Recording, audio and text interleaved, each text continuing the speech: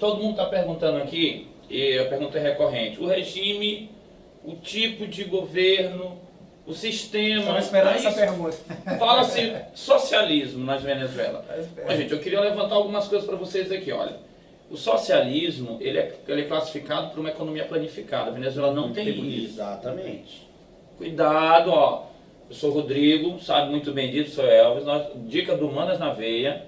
Cuidado com o que você vai escrever numa redação sobre socialismo na Venezuela. Nós temos um dirigismo estatal dentro da economia.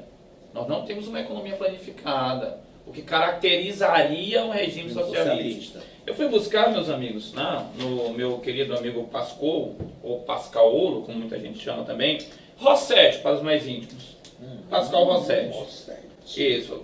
Eu consegui encontrar ele uma vez lá em São Paulo. Ele diz que a economia, ele diz que esse sistema ele é misto. O da Venezuela, ele não pode ser classificado como liberal, porque ele não tem cara de liberal.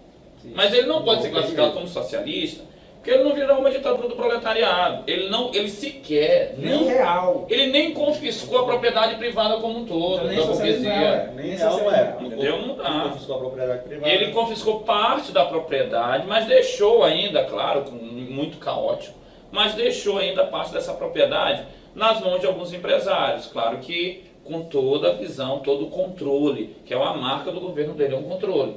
Mas cuidado com essa história de socialismo na Venezuela.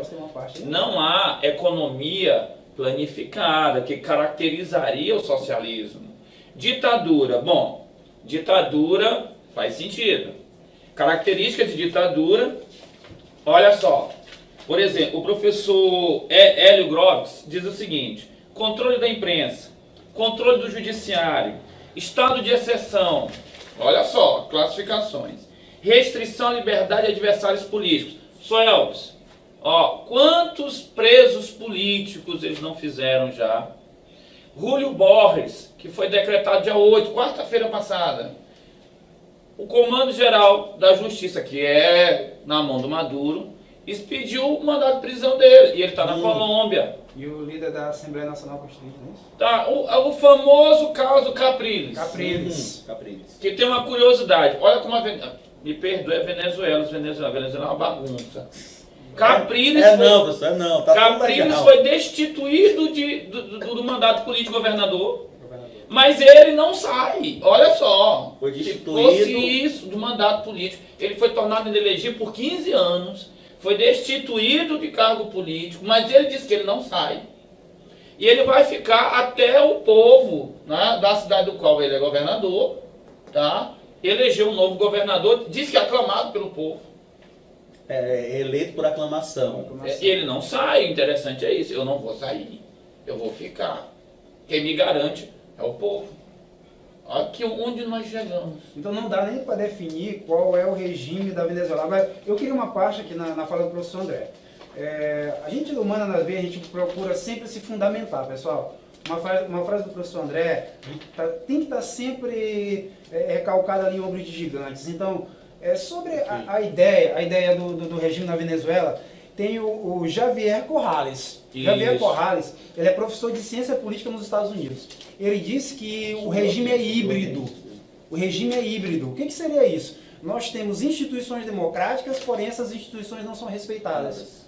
Então é um regime híbrido. Então, nós não temos um totalitarismo. Chegaria a ser um totalitarismo? Não vejo. Estaria mais para uma ditadura de esquerda. Então, o totalitarismo, ele se caracterizaria por um regime de terror. Uma ditadura é mais... A Hannah Arendt, por exemplo, você pode ir lá na Condição Humana, no livro dela, da História do Totalitarismo, você vai ver que ela vai classificar um regime totalitário por individuação. Você pega e isola o cidadão e faz ele sentir medo.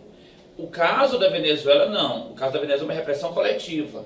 E o medo da Venezuela é por conta da situação social, política e principalmente o caos econômico. Porque o cara pode também pensar, não, o medo lá está instaurado que o governo está mandando o povo sair. Não é isso. Mas tem casos também na Venezuela de perseguições dos chavistas. Os chavistas que perseguem quem não é chavista.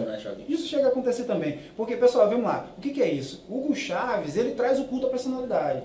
Eu estou voltando aqui antes de Maduro, porque o perfil de Maduro é de Chaves. O culto à personalidade, o que ele tem? Um governo de caráter populista, ele vai fazer o quê? Primeiro, o nosso autor, ele é interessante, o Parag Khanna, que ele diz o seguinte: o problema da América Latina não é a falta de riqueza, são as oligarquias público-privadas. O que vai fazer o Chaves? Ele vai pegar a riqueza e colocar na mão dessas oligarquias, e o povo não vai ter. E ele trabalha com um caráter de culto à personalidade e ajudando essa população com um perfil populista. Tem uma frase de um morador da Venezuela que ele diz: olha, o dinheiro estando na minha conta, eu não estou nem aí para esse problema. Quem é que está governando? E o que ele faz? Ele faz o que eu chamo de cabide de votos. Mais de 3 milhões de empregos públicos mantidos pelo Estado, porque ele sabe com que ele vai poder manter o quê? Ele vai poder manter seus votos. Lembrando aqui o que seria uma crítica, talvez, ao Bolsa Família no Brasil, não sei. Eu já assisti um pouquinho desse filme aí. Gente, vamos só aqui pro nosso tempo, que só para variar, a gente passou. Só uma degustação rápida, ó. O professor Fernando Vergara diz assim: olha como a crise da Venezuela política é tão séria, pra vocês terem uma ideia. Apesar de ter sido inabilitado para ocupar cargos políticos, Capriles afirmou que continuará sendo governador e pediu permissão à população da cidade da Venezuela de Miranda. E ele abre aspas e diz o seguinte: seguirei sendo governador de vocês até que vocês mesmos de Miranda elejam um novo governador. Me recuso a sair do poder. Olha, me recuso. Se Dilma tivesse feito isso. Meu irmão, esse negócio, o professor Olhos falou uma coisa, muitos autores apoiam o populismo e a autocracia dentro da Venezuela.